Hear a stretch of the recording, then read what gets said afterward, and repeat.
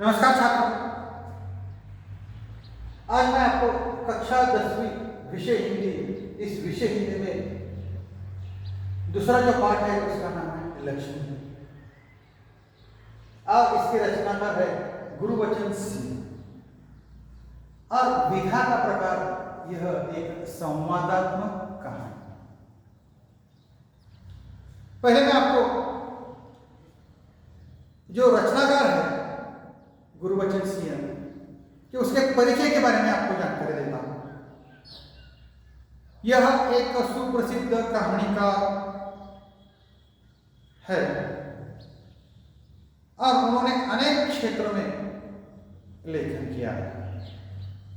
इनकी जो भाषा है वह सरल और प्रवाही है। इसी वजह से इनका साहित्य बड़ा रोचक बन पड़ा है। लक्ष्मी यह एक गाय का नाम है। इस पाठ के बारे में सारांश रूप से मैं आपको जानकारी देता हूं। यह एक प्रस्तुत संवादात्मक कहानी में कहानीकार ने दिए गए वचन के प्रति जो वचन दिया जाता है, वचन के प्रति जिम्मेदारी, हर एक इंसान की कुछ न कुछ तो जिम्मेदारी होती है वचन के प्रति, और प्राणी मात्रा के प्रति दया की भावना व्यक्त करते हुए हम हमेशा प्राणी मात्रा पर दया करना चाहिए।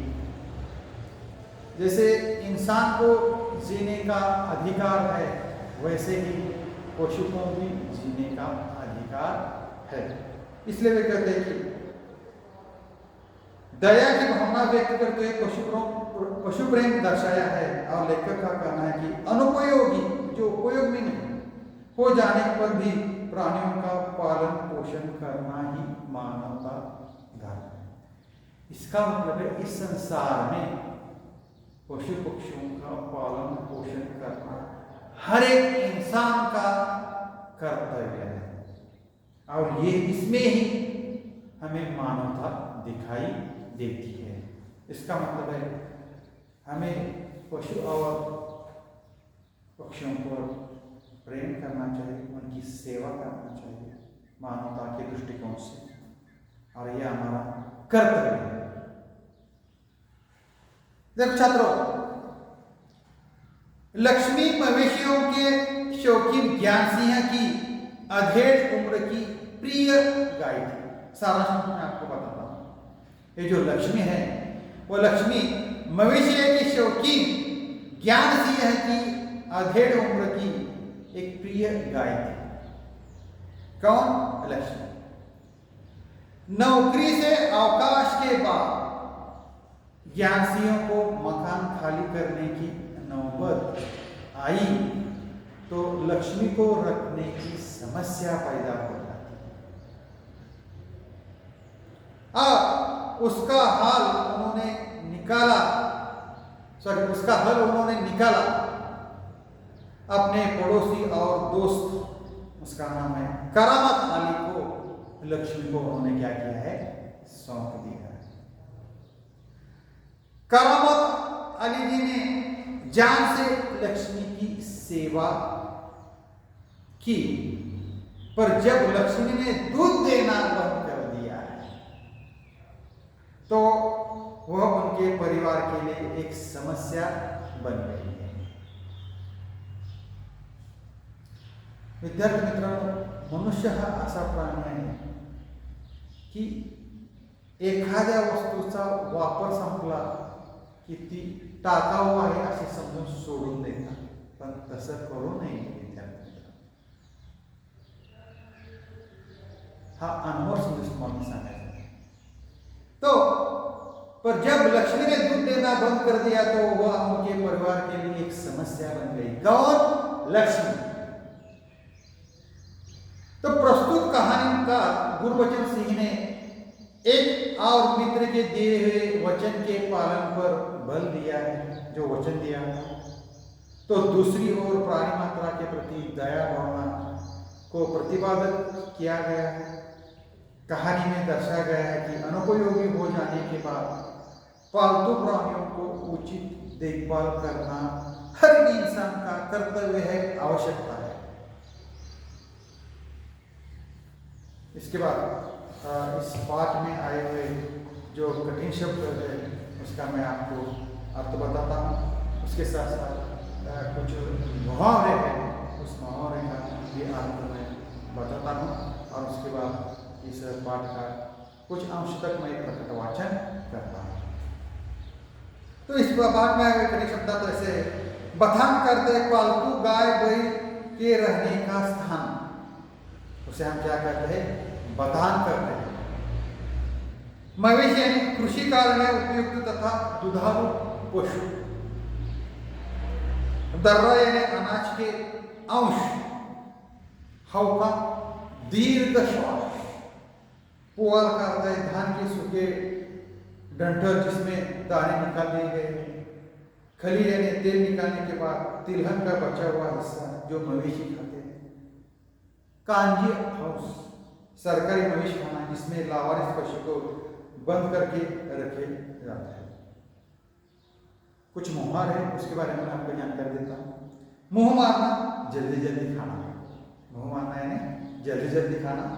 गला भराना भाव विवल होना, आवाज बनाना। कोरा जवाब देना, साफ मना करना। तेज में आना, आवेश में आना।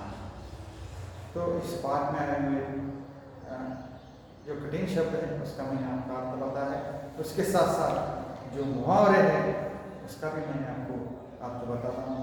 तो छात्रों, आपके पास किताब है तो उस किताब में ध्यान दीजिए। आज मैं आपको यहाँ पन्ना नंबर 3 पर जो पाठ का जो सार है उसका मैं प्रकट वाचन करता हूँ।